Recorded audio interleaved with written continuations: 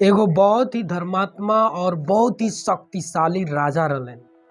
और राजा के राज में सब कुछ धन दौलत सब कुछ भरल रहे, एकदम राज पूरा शांत रहे। एक दिन के बात भइल, राज पुरोहित जी जो रहले राज के, तो उ अपन जहाँ रहत रहले राज पुरोहित, वहाँ से दौड़ल भागल अइले राजा के पास। अइले, राजा से कहत, अरे राजा साहब, हमरा लगे एगो निवेदन बा, उ लेके आइल बानी। ई राजा साहब रउआ के बतावल जरूरी बा, काहे कि हमर धर्म बाटे कि रउआ के ई सब चीज़ बताई। तो राजा साहब कहत, अरे ठीक बा, रउआ बताई निर्धक होके का बात बाटे। तो राज पुरोहित जी कहले कि राजा साहब, रउआ 31 तारीख के 4:30 पर मृत्यु हो जाए, रउआ मर जाए, और भविष्यवाणी हम देखले बानी। तो राजा साहब कहतरन, मार तोरी के सब कुछ तो ठीके बा, हम केंगे मर जाए। तो मैंने बातचीत के ऊपरे ऊपरे हटा देवल गईल। और भी कार्यक्रम रहे, बहुत सारा दोसर राज्य से भी राजा लोग आए रहे भेंट घाट करे, कोनो ऐसन व्यापार के बातचीत करे। तो राजा साहब में भुला गईलन।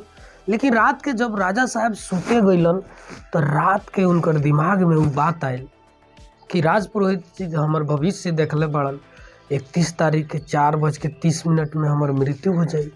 अब राजा साहब बहुत सोच में पड़ जाता रहन कि केंगे होई, अब राज केंगे चली, हमर केहू इथी हइले नहीं खे उत्तराधिकारी।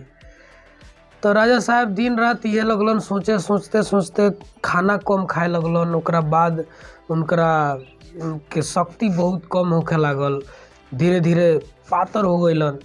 राजा साहब जब 1 महीना बीतल, 31वां तारीख आयल, तो राजा साहब पूरा सूख गईलन, एकदम बिछौना पर लेट गईलन।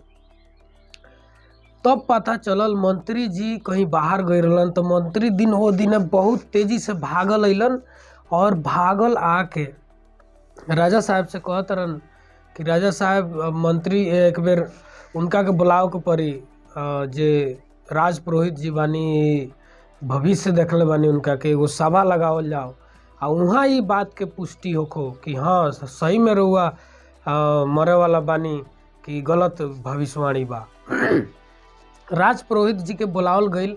राज पुरोहित जी अइले तो जौन मंत्री साहब रहलन, तो कहतरन कि जे राज पुरोहित जी, राजा साहब तो मरही वाला बानी, लेकिन हमनी के चाहतनी सन कि एक बेर और रउआ गणना करी, एक बेर और भविष्य देखी कि हाँ राजा साहब मरिहन की बच जइहन। तो राज ज्योतिषी जी कहतरन कि जे हमरा पर विश्वास नहीं के, हम सही देखले बानी, एकदम हम जौन भी भविष्य देखेनी सही 100% होकेला। तो मंत्री साहब कहतरन, एक बेर कृपा करके देखल जाओ, एक बेर और राजा के किंगे सही में मरे की बच सकतनी। तो राज पुरोहित जी फिर देखले, पलटैले पाना, कहतरन एग्जैक्ट वही टाइम बा, 31 तारीख 4:30। अभी 12 बजता, 4 घंटा के बाद राजा साहब मर जाए।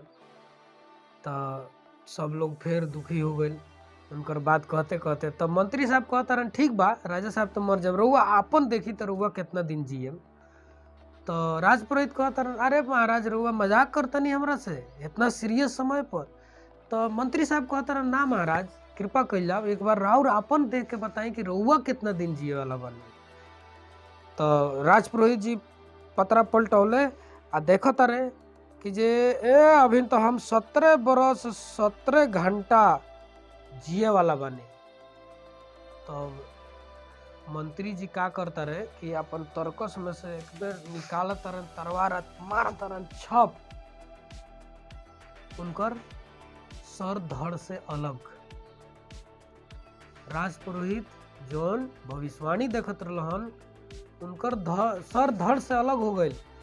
तब मंत्री कहतरन कि जे ई जौन राज पुरोहित जी बाड़न एकदम झूठा बाड़न, ई झूठ बोलत रहलन कि राजा साहब मर जइहन।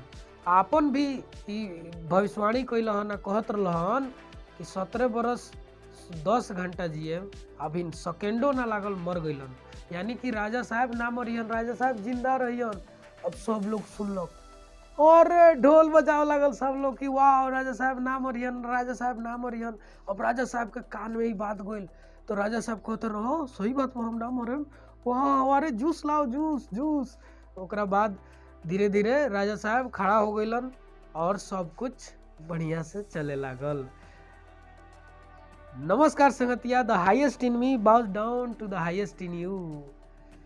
आज के वीडियो में ये स्टोरी सुनावल रुआ लोग के जरूरी रहा ऐसे कि काहे कि आज के जौन टॉपिक बा हमनी के स्टोरी से रिलेटेड ही बाटे।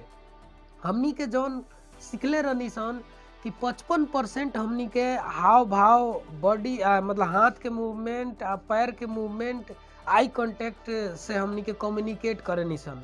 तो आज के वीडियो में हमनी सीखे वाला बानी सन कि 38% जौन रहे कि हमनी के टोन आ हमनी के इमोशन ई चीज इफेक्ट करेला कम्युनिकेशन में। तो वही से हम स्टोरी सुनेनी है। तो देखी अपने के टोन केंगे रहे के चाहिए। अब जैसे राज पुरोहित जी आके कहले कि राजा साहब हमर बतावल धर्म बाटे, आराम से प्रेम से कि रउआ मरे वाला बानी। आ जहाँ खिसिया तरन राज पुरोहित जी मंत्री जी उनकर आयु पूछ तरन तो कि अरे महाराज हमरा पर शक करतानी, हम इतना दिन से राज पुरोहित बानी, हम आज तक हमार भविष्यवाणी असफल नहीं भइल। तो ये एगो टोन अलगे हो गई। ओकरा बाद जब मंत्री जी कहतरन अरे प्लीज महाराज एक बेर देखल जाओ, आ ओकरा बाद जब उनकरा के तलवार से मार देतरन तब कहतरन ई राज पुरोहित गलत रहलन, ई झूठ बोलत रहलन कि राजा साहब मरिहन। खुदे कहत रहलन कि हम 17 बरस 10 घंटा जियम, अभी 1 सेकेंड में मर गइलन। तो राज पुरोहित गलत बाड़न, राजा जी हन। यानी कि इहो एगो टोन बाटे, यानी कि ई ऊपर ऊपर होके जाताटे आ कोनो डाउन डाउन जाताटे। तो देखी टोन के बहुत महत्व बा कि रउआ कौन ऐसन चीज कहतनी ओकरा के किंग कहे, ठीक बा। तो टोन के रउआ ऊपर नीचे जहाँ ऊपर क के बात करे वाला बा वहाँ ऊपर क के बात करी, जहाँ नीचे करे वाला बा वहाँ नीचे क के बात करी, एकर ध्यान रखे के पड़ल। ओकरा बाद हमनी के बा हाव भाव इमोशन, यानी कि हमनी के चेहरा के एक्सप्रेशन कैसन होता। अब जैसे कि राज पुरोहित जी राजा से जब बताओ तरन तो डरल डरल चेहरा बा, तनका उदास चेहरा बा। जब राजा जी जान जाता रहन तो खुशी से उदास हो जाता रहन, उदासी देखावक बा अपना चेहरा पर। अगर कहीं बात करतनी तो या कोनो स्टोरी टेलिंग करतनी तो देखी ई जोन स्किल बाटे स्टोरी टेलिंग अपने के कम्युनिकेशन के अंदर ही आई, पब्लिक स्पीकिंग के अंदर ही आई। संगतिया बहुत कुछ सीखे हम अपने अगर ध्यान से एकरा के समझनी तो। ई वीडियो के एक बार ना 3 बार देखी आ एकरा के समझी कि हम का बतावतनी आ एकरा के अपन लाइफ में उतारी। वैसे ही हमनी के एक्सप्रेशन जौन बा जेंग एक्सप्रेशन मतलब बात बोलतनी शब्द। अब जैसे कहतनी हम बहुत दुखी बानी, अरे ये तो खुशी के हो गई। अपने अगर कहतनी हम बहुत दुखी बानी हम बहुत दुखी बानी कट हम बहुत खुशी बानी, एक्सप्रेशन देखिए हम बहुत खुश बानी, हम बहुत सैड बानी।